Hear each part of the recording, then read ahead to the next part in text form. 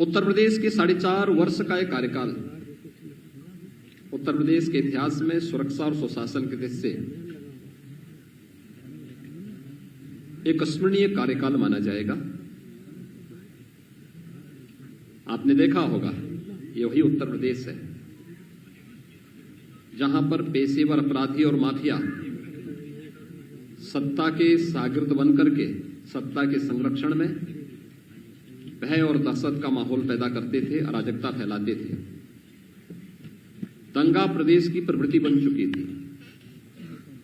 आपने 2012 से 2017 के बीच के इस कालखंड को भी देखा होगा,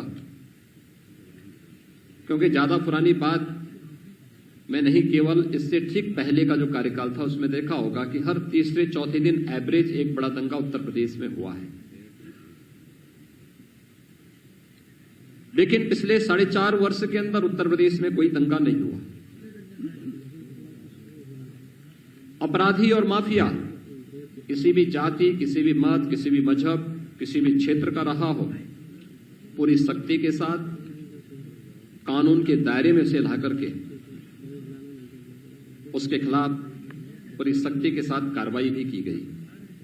1800 करोड़ रुपए से अधिक की सरकारी संपत्ति जब्त की गई और जब्त करने के साथ साथ जहां पर उन्होंने अवैध निर्माण किए थे वहां पे ध्वस्तीकरण के लिए भी कार्रवाई पूरी मजबूती के साथ चली है। लखनऊ में आप सभी पत्रकार मित्रगण जानते होंगे कि कभी प्रदेश के अंदर सुशासन की क्या स्थिति थी। मुख्यमंत्री बनते थे, अपने स्वयं के आवास बनाने के लिए उनमें होड़ लगती थी, सरकारी बंगले गिराए जाते थे। स्वयं के मकान बनाने के लिए और अपने लिए हवेली, बड़ी बड़ी हवेली बनाने के लिए उनमें एक प्रतिस्पर्धा चलती थी। लेकिन ये 4.5 वर्ष प्रदेश के अंदर सुशासन को समर्पित थे, लोक कल्याण संकल्प पत्र के अनुसार सुशासन को समर्पित थे। और हम लोगों ने अपने आवास नहीं, बल्कि हम लोगों ने प्रदेश के 42 लाख गरीबों के आवास बनाए हैं। 42 लाख गरीबों को एक एक आवास उत्तर प्रदेश के अंदर उपलब्ध करवाया गया। यही तो सुशासन है, जहां पर गांव के लिए, गरीब के लिए, किसान के लिए, नौजवान के लिए, महिलाओं के लिए शासन की योजनाओं का लाभ देना, उनके मन में शासन प्रशासन के प्रति विश्वास जागृत करना और उन्हें शासन की योजनाओं के साथ जोड़ करके प्रदेश को सर्वांगीण विकास के पथ पर अग्रसर करने की दिशा में आगे बढ़ा देना। और यही तो एक पहचान इस नए उत्तर प्रदेश की है, नए भारत की, इस नए उत्तर प्रदेश की है। आपने उत्तर प्रदेश का दृश्य भी देखा होगा कि कोई आपदा आती थी, महीनों महीनों, वर्षों वर्षों लग जाते थे, इस योजनाओं का लाभ उन गरीबों को नहीं मिल पाता था। आज आप देखते होंगे, अगर कहीं पर कोई आपदा आती है, सरकार बचाव का पूरा उपाय करती है, पूरा प्रयास करती है, फिर भी जनधन की हानि होती है तो पीड़ित परिवारों को समय से इसका कंपनसेशन मिल सके 24 घंटे के अंदर उन्हें देने का प्रयास करती है। सरकार की संवेदना हर एक स्तर पर देखने को मिलती है। डीबीटी के माध्यम से पिछले 4.5 वर्ष के अंदर हमारी सरकार ने 5 लाख करोड़ रुपए से अधिक की धनराशि प्रदेश के नौजवानों के पास, प्रदेश के गरीबों के पास, प्रदेश के महिलाओं के पास, प्रदेश के किसानों के पास देने का कार्य किया। प्रदेश के अंदर पारदर्शी भर्ती की प्रक्रिया को आगे बढ़ाया। 4.5 लाख नौजवानों को प्रदेश के अंदर सरकारी नौकरी दी गई।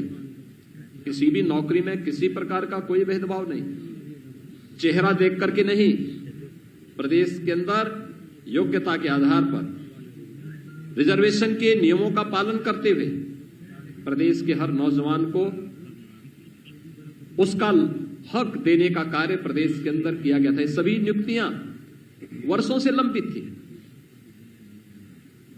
वर्षों से लंबित थी, क्योंकि पारदर्शिता का अभाव था, ईमानदारी का अभाव पिछली सरकारों में था।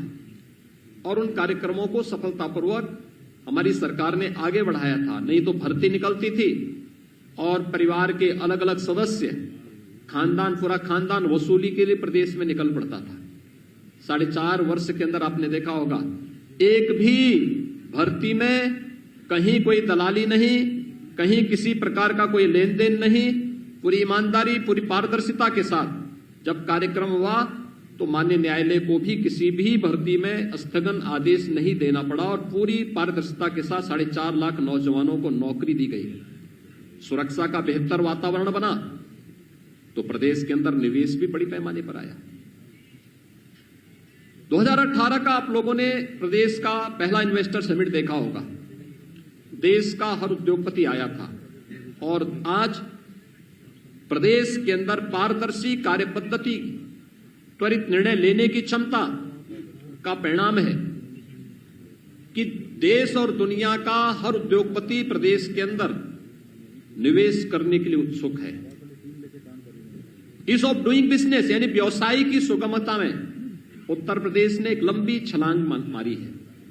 जिस उत्तर प्रदेश में 2015-16 में ईज ऑफ डूइंग बिजनेस में 14वें स्थान पर था, वही उत्तर प्रदेश आज यानी 14वें स्थान का मतलब अगर देश और दुनिया का कोई निवेशक निवेश करने का इच्छुक होगा तो देखता था कि क्या स्थिति है राज्यों की और फिर अपने अनुकूल वहां ईज ऑफ डूइंग बिजनेस में जिन राज्यों की अच्छी रैंकिंग होती थी वहां पर वह निवेश के लिए जाता था। उत्तर प्रदेश 14वें स्थान पर था, यानी हमारी कहीं गिनती नहीं थी। और आज मुझे बताते हुए प्रसन्नता है, Uttar Pradesh ease of doing business में देश के अंदर नंबर 2 स्थान पर है। 3 लाख करोड़ रुपए से अधिक का निवेश उत्तर प्रदेश में हम लोगों ने कराया। और कोरोना कालखंड में तो आपने देखा होगा, देश की पहली डिस्प्ले यूनिट उत्तर प्रदेश में स्थापित हुई और वह निवेश भी हमारे यहां कहां से आया था? चीन से आया था। चीन से निवेश भारत में और भारत में उत्तर प्रदेश में हो, ये उत्तर प्रदेश के लिए एक उपलब्धि थी। और इस प्रकार के तमाम निवेश उत्तर प्रदेश में हुए। निवेश केवल हमारे लिए निवेश तक सीमित नहीं था, हमारे नौजवानों के लिए नौकरी और रोजगार का भी माध्यम था। और उसका परिणाम बड़े पैमाने पर 1,61,00,000 से अधिक नौजवानों को प्रदेश के अंदर ही नौकरी और रोजगार की संभावनाएं इस निवेश के, इस भारी भरकम निवेश के माध्यम से प्रदेश के अंदर उपलब्ध होते हुए दिखाई दे। इसका परिणाम था कि प्रदेश के अंदर जो प्रदेश की सरकार ने आदरणीय प्रधानमंत्री जी के मार्गदर्शन में जब 2017 में हम लोगों ने अपना लोक कल्याण संकल्प पत्र जारी किया था, तब हमने परंपरागत उद्यम को बढ़ावा देने के लिए भी घोषणा की थी और राज्य सरकार ने उसे एक इवेंट बनाया था 1 डिस्ट्रिक्ट 1 प्रोडक्ट के रूप में। आज आप देख रहे होंगे सूक्ष्म लघु मध्यम उद्यम जो उत्तर प्रदेश के अंदर एक समय में मृत प्राय सा हो गया था, आज वह उत्तर प्रदेश के अंदर 1,21,000 करोड़ रुपए का प्रतिवर्ष एक्सपोर्ट कर रहा है और उत्तर प्रदेश एक्सपोर्ट के एक नए हब के रूप में देश के सामने विकसित हुआ है। उत्तर प्रदेश में परंपरागत कारीगर और हस्तशिल्पियों को प्रोत्साहित करने के लिए विश्वकर्मा श्रम सम्मान के माध्यम से भी स्वतः रोजगार की ढेर सारी संभावनाएं बढ़ी। उनके प्रशिक्षण, उन्हें टूल किट उपलब्ध कराना और व्यवस्थित रूप से उन्हें अपने आत्मनिर्भर भारत के आदरणीय प्रधानमंत्री जी के लक्ष्य को प्राप्त करने के लिए प्रेरित करना, विश्वकर्मा श्रम सम्मान इस दिशा में बेहतरीन रूप से कार्य कर रहा है। तो सुरक्षा का जो एक बेहतरीन वातावरण प्रदेश के अंदर तैयार हुआ, आज वो आप सबके सामने है कि वह निवेश की संभावनाओं को ही बढ़ाया है। वह प्रदेश के अंदर चाहे वह बहन और बेटियों की सुरक्षा से जुड़ा हुआ मामला रहा हो, प्रदेश के उद्यमियों के सामने, प्रदेश के व्यापारियों के सामने, प्रदेश की आम नागरिकों के सामने सुरक्षा का एक बेहतर वातावरण प्रदेश सरकार ने जहां स्थापित किया, वहीं सुशासन के लक्ष्यों को प्राप्त करने में भी प्रदेश सरकार ने इस दौरान सफलता प्राप्ति की। खासतौर पर नौजवानों के लिए नौकरी का मुद्दा हो या फिर प्रशासन में ट्रांसफर और पोस्टिंग का मामला। 2017 के पहले ट्रांसफर और पोस्टिंग एक उद्योग हो चुका था, इसकी भी बोली लगती थी, इसके नाम पर भी हर एक पोस्ट बिकता था। लेकिन पिछले 4.5 वर्ष के अंदर कोई भी व्यक्ति आरोप नहीं लगा सकता कि किसी भी विभाग में ट्रांसफर पोस्टिंग में कोई लेन देन हुआ है। प्रशासन में स्थिरता दी गई। 2017 के पहले आप देखेंगे अधिकारी वे कमिश्नरी स्तर पर हो, जोन स्तर पर हो, रेंज स्तर पर हो, जनपद स्तर पर हो, तहसील स्तर पर हो, थाने स्तर पर हो, हर महीने 2 महीने में ताश के पत्तों की तरह फेंटे जाते थे। लेकिन 4.5 वर्ष के अंदर आपने देखा होगा प्रशासनिक स्थिरता हर एक स्तर पर, उस स्थिरता ने एक स्थायित्व दिया और उस स्थायित्व ने लोगों में कार्य करने की गति दी, लोगों का विकास के प्रति रुझान बढ़ाया, टीम वर्क से कार्य का परिणाम सामने आया। और देखते ही देखते जिस उत्तर प्रदेश के बारे में प्रधानमंत्री जी ने कहा था कि उत्तर प्रदेश को 2017 के पहले क्या समझा जाता था कि देश के विकास को अवरुद्ध करने वाला प्रदेश, क्योंकि किसी भी योजना में आगे नहीं था, हर एक योजना में पीछे, किसी में 17वें स्थान पर, किसी में 23वें स्थान पर, किसी में 27वें स्थान पर। और आज मुझे बताते हुए प्रसन्नता है कि देश के अंदर भारत सरकार के द्वारा संचालित 44 योजनाओं में उत्तर प्रदेश नंबर 1 पर चल रहा है। प्रधानमंत्री आवास योजना 42 लाख गरीबों को एक आवास बिना भेदभाव के उपलब्ध कराया गया। 2 करोड़ 61 लाख गरीबों को एक शौचालय उपलब्ध कराए गए। 1 करोड़ 38 लाख गरीबों को विद्युत के निःशुल्क कनेक्शन उपलब्ध कराए गए। 1 करोड़ 56 लाख से अधिक गरीबों को उज्ज्वला योजना में रसोई गैस के निःशुल्क कनेक्शन उपलब्ध हुए। 6 करोड़ से अधिक लोगों को आयुष्मान भारत के अंतर्गत 5 लाख रुपए की सुरक्षा बीमा का कवर दिया गया। 3 करोड़ प्रवासी और निवासी श्रमिकों को 2 लाख रुपए की सामाजिक सुरक्षा की गारंटी दी गई। 2 करोड़ 53 लाख किसानों को प्रधानमंत्री किसान सम्मान निधि से जोड़ा गया। 15 करोड़ प्रदेश के नागरिकों को कोरोना के पहले और दूसरे वेव में, पहले वेव में 8 महीने अप्रैल 2020 से लेकर के नवंबर 2020 तक और दूसरे चरण दूसरे वेव में मई 2021 से और ये निरंतर नवंबर 2021 तक मिलेगा। 15 करोड़ लोगों को निःशुल्क राशन की सुविधा का लाभ प्रदेश की सरकार भारत सरकार के सहयोग से उपलब्ध करवाने का कार्य की है या कर रही है। ये तब संभव हो पाया जब हमने तकनीक को अपनाया, प्रशासनिक स्थिरता दी, ट्रांसफर पोस्टिंग में किसी भी प्रकार के लेन देन को दूर करते हुए पूरी ईमानदारी के साथ, पूरी प्रतिबद्धता के साथ इस कार्यक्रम को आगे बढ़ाने का कार्य किया। आज उसका परिणाम है कि हर एक क्षेत्र में उत्तर प्रदेश आगे बढ़ता हुआ दिखाई दे रहा है। तकनीक की स्थिति प्रदेश के अंदर 2005-6 में भी आपने देखा होगा खाद्यान्न घोटाला हुआ था, उसकी सीबीआई जांच अभी भी प्रचलित है। लगातार हम लोग जब 2017 में आए थे तो मुझे याद है दिसंबर 2016 में और जनवरी 2017 में आने के पहले भारतीय जनता पार्टी नेतृत्व की प्रदेश की सरकार के आने के पहले प्रदेश के अंदर भूख से मौतें हो रही थी। मुझे दिसंबर 2016 में और जनवरी 2017 में ऐसे कुछ क्षेत्रों में जाने का अवसर उस समय प्राप्त हुआ था क्योंकि वहां पर भूख से मौतें हो रही थी। और जब मैंने उन क्षेत्रों का भ्रमण किया था तो मुझे ये देखकर आश्चर्य हो रहा था कि उन गरीबों के पास राशन कार्ड नहीं थे। 2017 में जब हमारी सरकार मार्च में आई थी तो मैंने सबसे पहले जांच का आदेश दिया कि भाई सभी राशन कार्डों का सत्यापन हो जाए। 40 लाख ऐसे गरीब मिले थे जिन लोगों के पास अपने राशन कार्ड नहीं थे, लेकिन राशन कार्ड बनाए गए थे। उस राशन कार्ड पर कोई दूसरा ही व्यक्ति राशन लेता था। हमारी सरकार ने आकर के सबसे पहले उन गरीबों को राशन कार्ड दिए, फेक राशन कार्ड समाप्त किए और फिर 80,000 राशन कोटे की दुकान को ई-पॉस मशीन के साथ जोड़ा गया। आज हर गरीब अपना राशन न केवल अपने गांव में बल्कि देश के किसी भी कोने में होगा, उत्तर प्रदेश का हर नागरिक वहां पर राशन लेने की सुविधा प्राप्त कर सकता है। ये सुविधा उत्तर प्रदेश के अंदर दी, लेकिन टेक्नोलॉजी का उपयोग करने से हमें एक लाभ और हुआ। गरीब को तो राशन मिल रहा है, लेकिन टेक्नोलॉजी का लाभ यह भी हुआ कि 1200 करोड़ रुपए की हर वर्ष बचत उत्तर प्रदेश सरकार को हो रही है। इसी प्रकार से खरीदारी का एक किसानों के लिए जो योजनाएं की गई, किसानों का कर्ज माफी से हमने किसान कल्याण के कार्यक्रम को आगे बढ़ाया था। प्रधानमंत्री फसल बीमा योजना को, प्रधानमंत्री कृषि सिंचाई योजना को, लंबित उन सभी योजनाओं को, चाहे वह बाण सागर की परियोजना रही हो या कोई भी अन्य परियोजना, एक एक करके उन योजनाओं को, लगभग 1 दर्जन सिंचाई की परियोजनाएं तो केवल बुंदेलखंड में हमने पूरी की।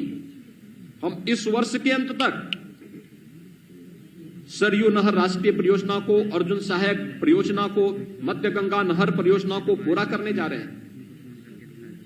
उत्तर प्रदेश जैसे राज्य में जो जल संसाधन पर्याप्त मात्रा में था, वर्षों से लंबित इन योजनाओं के कारण किसान उसका भरपूर लाभ नहीं ले पाता था, लेकिन आज उसका लाभ मिल रहा है। प्रोक्यूरमेंट हम लोगों ने प्रारंभ किया।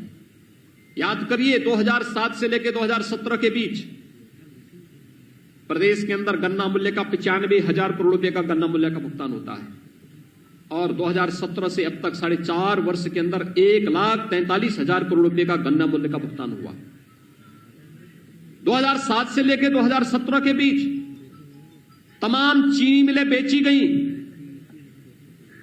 औने पौने दाम में बेची गई, बंद की गई। किसान के पेट पर लात मारने का कार्य पिछली सरकारों ने किया। किसान आत्महत्या करने के लिए मजबूर हुआ था।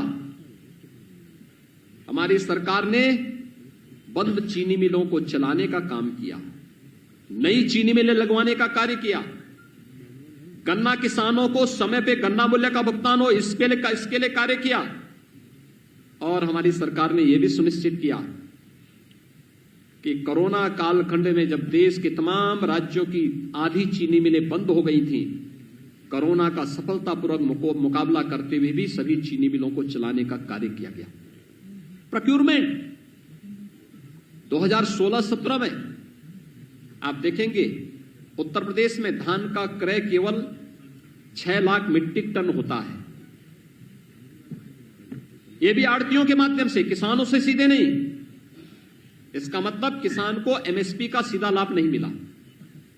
अगर कोरोना कालखंड में 2020 में धान का क्रय का मैं आपके सामने आंकड़े प्रस्तुत करूं, 66 लाख मीट्रिक टन धान का क्रय सीधे किसानों से हमारी सरकार में हुआ। गेहूं का क्रय किसानों से 2016-17 के आंकड़े अगर आप देखेंगे, और 2020-21-22 का आप देखेंगे, हम कोरोना कालखंड में किसान से प्रोक्यूर कर रहे हैं 56 लाख मीट्रिक टन। पिछली सरकार के समय यह 6 लाख मीट्रिक टन भी नहीं हो पाया था। पिछली सरकारें आड़तियों के माध्यम से क्रय करती थी, हमारी सरकार किसानों से सीधे क्रय करती है और डीबीटी के माध्यम से किसान के खाते में ही पैसा देती है। यानी किसान के कल्याण का मामला हो, युवाओं के कल्याण का मामला हो, प्रदेश के प्रत्येक तबके के हितों के लिए कार्य किए जाने का मामला हो, सुशासन के उस लक्ष्य को प्राप्त करने के लिए सरकार ने वे हर संभव कदम उठाए हैं जो प्रदेश की आवश्यकता बन चुकी थी और प्रदेश को आगे बढ़ाने के लिए अत्यंत महत्वपूर्ण थी। उन्हीं सब योजनाओं को आगे बढ़ाने के लिए प्रदेश ने अपने यहां वे तमाम योजनाएं प्रारंभ की जो प्रदेश की पहचान बन सकती थी। आज आप देख रहे होंगे उत्तर प्रदेश पर्यटन और हर प्रकार के पर्यटन को आगे बढ़ाने का भी एक महत्वपूर्ण केंद्र बिंदु बन चुका है। प्रयागराज कुंभ 2019 में हमारी सरकार को आयोजित करने का सौभाग्य प्राप्त हुआ था। कुंभ की हजारों वर्षों की विरासत है, लेकिन कुंभ का आयोजन सुरक्षा, स्वच्छता और सुव्यवस्था का एक नया मानक प्रस्तुत करते हुए अंतर्राष्ट्रीय क्षितिज पे प्रस्तुत हो सके, सबके सामने अद्भुत पहल थी। उत्तर प्रदेश में पहली बार प्रवासी भारतीय दिवस का आयोजन हो, काशी की धरती पर किसी भी यानी राष्ट्रीय राजधानी के साथ साथ प्रदेश की राजधानी के बाहर इस प्रकार का आयोजन एक अद्भुत घटना थी। अब तक का सफलतम आयोजन, ये भी सौभाग्य हमें प्राप्त हुआ था। प्रदेश का पहला इन्वेस्टर समिट आयोजित करने का सौभाग्य भी हमें प्राप्त हुआ, जिसने प्रदेश में निवेश की संभावनाओं को आगे बढ़ाया और प्रदेश के बारे में जो धारणाएं थी उनको समाप्त किया। और उत्तर प्रदेश, ये वही उत्तर प्रदेश है जिसने अपनी परंपरागत पहचान को भी देश और दुनिया के सामने प्रस्तुत किया। अयोध्या का दीपोत्सव का आयोजन हो, काशी के दीपावली का आयोजन हो, बरसाना का रंगोत्सव का कार्यक्रम हो, यह आयोजन हमारे लिए हमारी पहचान, हमारी विरासत को दुनिया के सामने प्रस्तुत करने का एक माध्यम था। विपक्षी दलों को ये सांप्रदायिकता के दंश को से की दृष्टि से देखने के लिए वे अभिषिक्त थे। वे कभी इन आयोजनों को नहीं कर सकते थे। वो हमेशा इस बात के लिए सशंकित रहते थे कि हम अयोध्या में दीपोत्सव का कार्यक्रम करेंगे तो हम पे सांप्रदायिकता का लेबल लगेगा। लेकिन हमारी सरकार के लिए एक आयोजन था प्रदेश के परसेप्शन को दुनिया के सामने प्रस्तुत करने का। और मुझे प्रसन्नता है आज प्रदेश सरकार तेजी के साथ इस समय आगे बढ़ रही है। जहां हमने आजादी के दीवानों के उन सभी अमर शहीदों की स्मृति में चौरी चौरा शताब्दी महोत्सव के आयोजन को हम पूरी भव्यता के साथ हर एक शहीद स्थल पर देश की आजादी के लड़ने वाले सभी स्वतंत्रता संग्राम सेनानियों के प्रति सम्मान का भाव व्यक्त कर रहे हैं। वहीं साथ ही साथ देश की सीमाओं की सुरक्षा करने वाले सैनिकों के प्रति भी सड़कों का नामकरण, विभिन्न प्रकार के स्मारकों का निर्माण, उनके परिवार की सहायता या उनके परिवार के एक सदस्य को नौकरी की व्यवस्था हो, ये प्रदेश सरकार पूरी प्रतिबद्धता के साथ कर रही है। तो साथ साथ शताब्दियों से, दशकों से लंबित उन आस्था के केंद्रों को भी सम्मान देने का कार्य हो रहा है। यह हमारा सौभाग्य है। अयोध्या में मर्यादा पुरुषोत्तम भगवान श्री राम के भव्य मंदिर के निर्माण का कार्य हमारी सरकार के समय में आदरणीय प्रधानमंत्री जी के मार्गदर्शन में प्रारंभ हो चुका है। लोग हम पे आरोप लगाते थे कि आप लोग हमेशा बोलते हैं कि रामलला हम आएंगे, मंदिर वहीं बनाएंगे। और पत्रकार मित्रगण उस समय हम पे चुटकी लेते थे, लेकिन आप तिथि नहीं बताएंगे। हमने कहा तिथि भी बताएंगे। और 5 अगस्त 2020 को प्रधानमंत्री जी के कर कमलों में अयोध्या में राम मंदिर के निर्माण कार्य का भव्य शुभारंभ भी हो चुका है। वहां की प्रगति आप देख रहे होंगे। काशी विश्वनाथ धाम, चित्रकूट धाम, विंध्यवासिनी धाम, ब्रज क्षेत्र के विकास की जो एक नई तस्वीर सामने आ रही है। नेमिस, सुखतीर्थ, बौद्ध पर्यटन स्थलों के विकास की योजना, या फिर प्रदेश के अंदर मुख्यमंत्री पर्यटन संवर्धन योजना के अंतर्गत हर विधानसभा क्षेत्र के पर्यटन केंद्रों के, आस्था के केंद्रों के विकास की एक व्यवस्थित योजना को आगे बढ़ाने का कार्यक्रम। यह आस्था का सम्मान है और आस्था के सम्मान को आगे बढ़ाते हुए पूरी प्रतिबद्धता के साथ न केवल उत्तर प्रदेश वासियों का बल्कि देश और दुनिया के उन सभी लोगों को जो उत्तर प्रदेश को देश का हृदय स्थल के रूप में एक सम्मान का भाव रखते हैं, उन सबको भी सम्मान देने का कार्य हमारी सरकार ने किया है। बहन और बेटियों की सुरक्षा प्रदेश सरकार की शीर्ष प्राथमिकताओं में से एक रही है। आप याद करिए 2017 में, मार्च 2017 में जब हमारी सरकार आई थी, हमने एंटी रोमियो स्क्वाड का गठन किया था। हम लोगों ने, प्रदेश सरकार ने पहले दिन से इस बारे में कहा था अपराध और अपराधियों के प्रति जीरो टॉलरेंस की नीति से कार्य करेंगे। मुझे प्रसन्नता है मिशन शक्ति के 3rd फेज का कार्यक्रम वर्तमान में चल रहा है। आज आपने देखा होगा पहले चरण में एक व्यवस्थित जागरण का कार्यक्रम एंटी रोमियो स्क्वाड के माध्यम से हर बेटी और हर बहन को सुरक्षा की गारंटी देने का कार्य किया गया। सेकेंड फेज में हर थाने में एक महिला बूथ का गठन किया गया, पिंक बूथ का गठन किया गया। एक महिला पुलिस अधिकारी वहां पर रहकर के उनकी समस्याओं का समाधान करेगी। तहसीलों में 350 तहसीलों में भी इस प्रकार की व्यवस्था दी गई।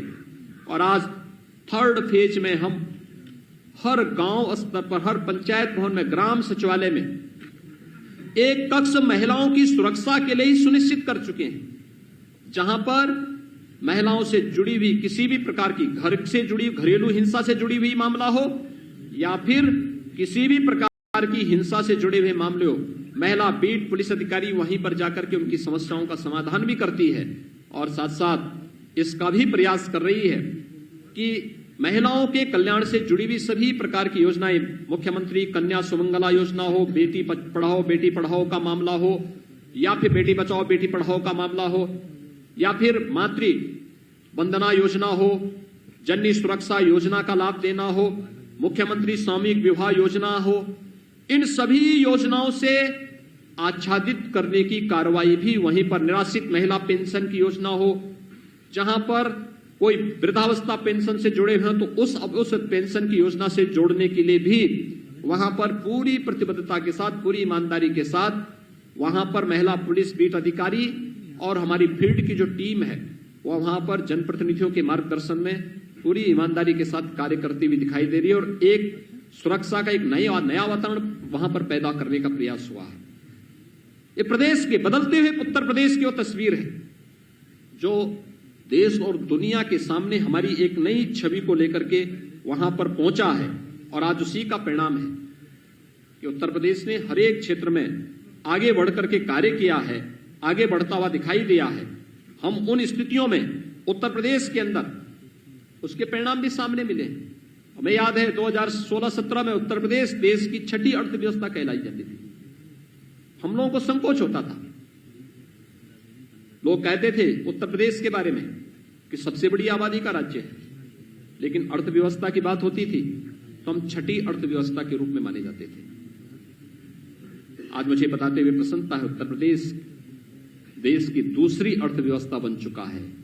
इंफ्रास्ट्रक्चर के जो कार्य प्रदेश के अंदर प्रारंभ हुए हैं, चाहे वह इंटर स्टेट कनेक्टिविटी, 4 लेन से जोड़ने का, हर जिला मुख्यालय को 4 लेन से जोड़ने की कार्रवाई, तहसील मुख्यालयों को, ब्लॉक मुख्यालयों को जोड़ने की जो कार्रवाई प्रारंभ हुई है, प्रदेश के वे क्षेत्र जो अपने को उपेक्षित महसूस करते थे, पूर्वांचल एक्सप्रेसवे के माध्यम से वहां की अर्थव्यवस्था को सुदृढ़ करने की कार्रवाई, बुंदेलखंड एक्सप्रेसवे के माध्यम से बुंदेलखंड क्षेत्र के समग्र विकास की कार्रवाई, गंगा एक्सप्रेसवे के माध्यम से पश्चिम उत्तर प्रदेश और पूर्वी उत्तर प्रदेश को जोड़ने की कार्रवाई, गोरखपुर लिंक एक्सप्रेसवे और बलिया लिंक एक्सप्रेसवे के माध्यम से वहां के विकास के कार्यक्रम को आगे बढ़ाने की कार्रवाई।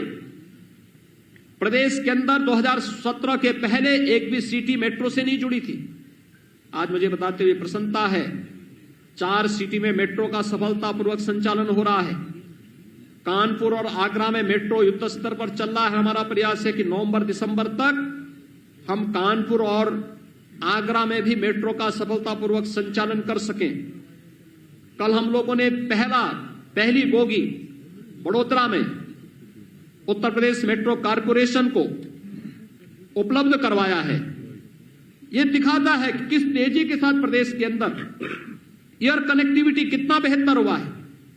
2017 के पहले केवल 2 एयरपोर्ट फंक्शनल थे उत्तर प्रदेश के अंदर, आज 8 एयरपोर्ट फंक्शनल हैं। 5 इंटरनेशनल एयरपोर्ट प्रदेश के अंदर वर्तमान में या तो चालू हैं या बन रहे हैं। 10 नए एयरपोर्ट के निर्माण की कार्रवाई चल रही है। एयर कनेक्टिविटी के साथ साथ प्रदेश के अंदर हर गांव सड़क योजना के साथ जुड़ सके। हम लोगों ने इसके लिए युद्ध स्तर पर कार्य प्रारंभ किया है और हर एक गांव में बेहतर कनेक्टिविटी हो, बुनियादी सुविधाएं लोगों को प्राप्त हो, हर एक स्तर पर प्राप्त हो, भारत सरकार की योजनाओं का भरपूर लाभ लिया जाए। इस दिशा में बेहतर प्रयास हुआ। शिक्षा के क्षेत्र में भी अभूतपूर्व सफलता प्रदेश को प्राप्त हुई। आदरणीय प्रधानमंत्री जी ने 2020 में नई राष्ट्रीय शिक्षा नीति लागू की और मुझे प्रसन्नता है उत्तर प्रदेश देश के उन अग्रणी राज्यों में है जिन्होंने राष्ट्रीय शिक्षा नीति 2020 को अक्षरशः अपने यहां लागू करते हुए, कोरोना महामारी का सामना करते हुए अपने यहां उसे अक्षरशः लागू करने के लिए अपनी पूरी रणनीति तैयार कर ली है। 2022 से जब नई राष्ट्रीय शिक्षा नीति आगे लागू होगी तो उसको उत्तर प्रदेश उन अग्रणी राज्यों में उसको लीड करता हुआ, नेतृत्व करता हुआ दिखाई देगा, जो आदरणीय प्रधानमंत्री जी की मंशा है। प्रदेश के अंदर हम लोगों ने 7 नए विश्वविद्यालय वर्तमान में गठित कर रहे हैं, बना रहे हैं। ये 7 नए विश्वविद्यालय प्रदेश के अलग अलग कोनों में स्थापित हो रहे हैं। 50 नए महाविद्यालय और पहली बार प्रदेश के अंदर पुलिस एंड फॉरेंसिक इंस्टीट्यूट की स्थापना भी प्रदेश की राजधानी लखनऊ में हो रहा है। ये केवल एक इंस्टीट्यूट नहीं होगा, यहां पे पाठ्यक्रम भी चलेंगे। अक्सर हम देखते थे कि हमारी जो जांचें होती थी वो ठहर जाती थी एक समय के बाद। जब वो फॉरेंसिक जांच के लिए जाता था एक लंबा समय लगता था, महीनों वर्षों लग जाते थे। आज हर कमिश्नरी मुख्यालय पर ए लेवल या बी लेवल की लैब्स स्थापित, फॉरेंसिक लैब्स स्थापित की जा रही हैं। हर रेंज स्तर पर, हर कमिश्नरी स्तर पर साइबर थाने स्थापित किए जा रहे हैं। प्रदेश के अंदर एक बदली हुई तस्वीर प्रदेश के अंदर वर्तमान में देखने को मिल रही है और इसने प्रदेश के अंदर सुरक्षा और सुशासन का जो एक मॉडल दिया है, आज पूरा देश और पूरी दुनिया उत्तर प्रदेश के इस मॉडल को देखती है। और मुझे लगता है कोरोना कालखंड के दौरान जो कुछ देश और दुनिया के सामने आया है, आदरणीय प्रधानमंत्री जी का मार्गदर्शन था, उत्तर प्रदेश की हमारी पूरी सरकार, पूरा प्रशासनिक तंत्र, हर हेल्थ वर्कर्स, हर कोरोना वॉरियर्स, इसके साथ जब जुड़ा, जनता जनार्दन का इसके साथ जब सहयोग मिला, आज आप देख रहे होंगे कोरोना प्रबंधन का एक मॉडल उत्तर प्रदेश का देश में भी, दुनिया के अंदर भी सराहा जा रहा है। सबसे बड़ी आबादी का राज्य, सबसे कम पॉजिटिविटी, सबसे कम मृत्यु दर उत्तर प्रदेश के अंदर, सबसे कम मामले उत्तर प्रदेश के अंदर, लगभग नियंत्रण एकदम प्रभावी नियंत्रण है। सबसे अधिक टेस्ट उत्तर प्रदेश में, सबसे अधिक वैक्सीन देने वाला राज्य उत्तर प्रदेश। और कोरोना प्रबंधन कैसे होना है, हर एक गतिविधि हमारी प्रारंभ हो चुकी है। स्कूल कॉलेजेस प्रारंभ हो चुके हैं, आर्थिक गतिविधियां प्रारंभ हो चुकी हैं। औद्योगिक संस्थान हम लोगों ने सेकेंड वेव के दौरान तो कहीं कभी बंद ही नहीं किए। कोविड केयर सेंटर बना करके या कोविड हेल्प डेस्क बना करके हम लोगों ने वहां पर सावधानी और सतर्कता बरती। लेकिन हर एक व्यक्ति को हम सुरक्षा देंगे और सुरक्षा का कवच आज कोरोना वैक्सीन के रूप में प्रदेश के अंदर 9.5 करोड़ लोग लगभग प्राप्त कर चुके हैं। 7.5 करोड़ से अधिक लोगों का कोरोना टेस्ट भी संपन्न हो चुका है। यानी ये चीजें बताती हैं उत्तर प्रदेश एक नई दिशा की ओर चल रहा है। महिलाओं की सुरक्षा, उनके स्वावलंबन और उनके सम्मान के लिए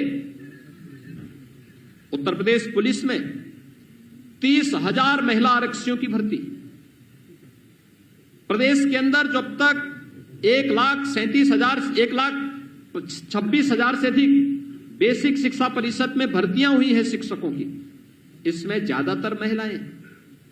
पंचायत चुनाव में ब्लॉक प्रमुख और जिला पंचायत अध्यक्षों में ज्यादातर महिलाएं आई हैं। और यही नहीं, ग्रामीण क्षेत्र में महिला स्वयंसेवी समूह के माध्यम से 1 करोड़ बहनों को सीधे स्वरोजगार और स्वावलंबन के साथ जोड़ने में भी प्रदेश की सरकार को सफलता प्राप्त हुई है। यानी हर एक तबके के लिए इस दौरान प्रदेश सरकार ने हर एक स्तर पर बिना भेदभाव के शासन की योजनाओं को उपलब्ध कराने का कार्य किया है। इसलिए मित्रों, जब हमारी सरकार आज 4.5 वर्ष का अपना एक कार्यकाल पूरा कर रही है, मैं इस अवसर पर पूरे प्रदेशवासियों को हृदय से बधाई देता हूं, उनका अभिनंदन करता हूं कि इस दौरान प्रदेश की जनता ने अभूतपूर्व धैर्य का परिचय देकर के प्रदेश सरकार के हर एक सकारात्मक पहल में अपना पूरा योगदान दिया, पूरा सहयोग किया। और मित्रों, मैं आप सबको भी हृदय से धन्यवाद देता हूं कि आपने प्रदेश सरकार के हर एक सकारात्मक पहल को आम जन तक पहुंचाने में अपना योगदान किया है। हमारे दो महत्वपूर्ण माध्यम थे, एक संगठन और दूसरा मीडिया, जो आम जनमानस के बीच में सेतु का काम कर सकती थी और कर रही थी। चाहे वह सामान्य दिन हो या कोरोना कालखंड के वे दिन जब कोरोना प्रचंड स्तर पर प्रदेश के अंदर पीक पर था, उस दौरान भी और एक एक योजना को आम जन तक पहुंचाने के लिए जो कार्य आप लोगों ने किया, मैं इसके लिए आप सबका भी हृदय से अभिनंदन करता हूं।